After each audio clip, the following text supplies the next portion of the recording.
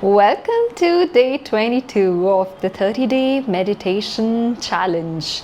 Today we act, not springing into action to take care of something, but today we act as if in a play. Like Shakespeare said, all the world's a stage and we are mere players. Often we hear that everything that happens is predestined. It's already planned by an invisible force. Or how it's been summed in the Hindu god Lord Krishna's divine Leela, or the divine play over which we mortals have little control.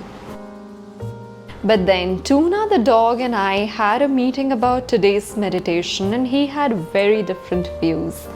Tuna being a very rational individual, depending on science, logic, and sense perceptions for his interpretation of everyday reality, completely disagrees and says, at today's meditation meeting, Tuna said, "Where is this invisible force I have not been able to sniff yet? And let's say you give me a treat and I say it is true, then why should I wake up every morning and take a walk when it is destined that I shall receive 5 treats every day, no matter what? Why should I wag my tail and try to please? And no more guarding duties for me, please. So from now on, it's just nap time and treat time all the time now." So as Tuna makes big changes in his life, we consider this. On one hand, we have how everything is predestined, and on the other, there's nothing to really prove that. But how about we fall for neither extreme, but use this predestiny as a technique to become still today.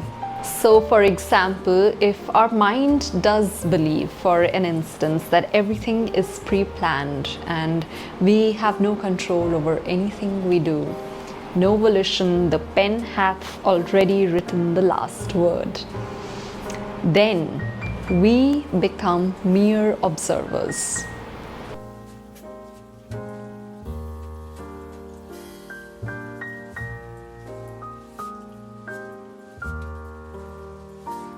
It's not that we give up on work and relationships and meeting people and doing our thing, but only that we have a light-heartedness in our being and a spring in every step we take.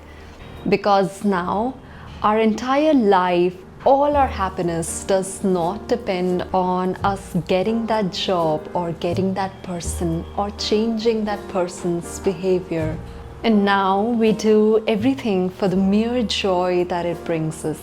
When we are with a person or a being, we feel their aliveness, the space that we are and that they are. Then the whole conceptual story of the mind, the regrets from the past and fears for the future, they all collapse and dissolve in the grandness of just this moment of a breath, awareness of the body, of the sense perceptions, the light, the darkness, the vibe. Then the simple becomes the extraordinary and there is splendor in the wings of a butterfly.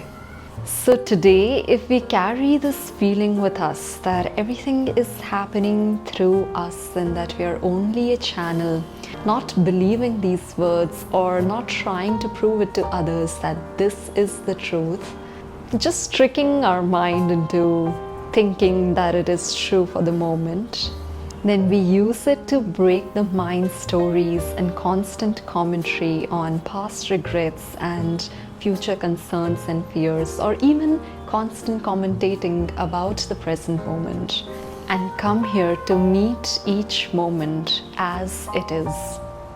Then we can use this as a guide to bring us joy every moment. Then if we are doing a major project and it's going smoothly and everything is coming together. And suddenly a challenge comes in. Then we don't lose patience and become angry, but align our inner self with the situation as it presents. And that is a perfect recipe for a miracle. Last week we had a lot of fun using creativity to touch our stillness. So doodling, storytelling, breathing with music, and emptying our cup or our minds using the Zen way. This week we transcend, which may sound very big and grand, and do I have time for this? Because our times are used to hard work and earning and putting in the hours and years of practice and breath technique and yoga asanas.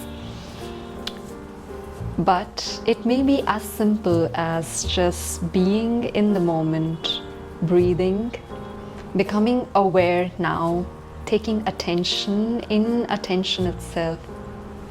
And so the last 10 days, simple reminders to transcend. We'll see you tomorrow for day 23.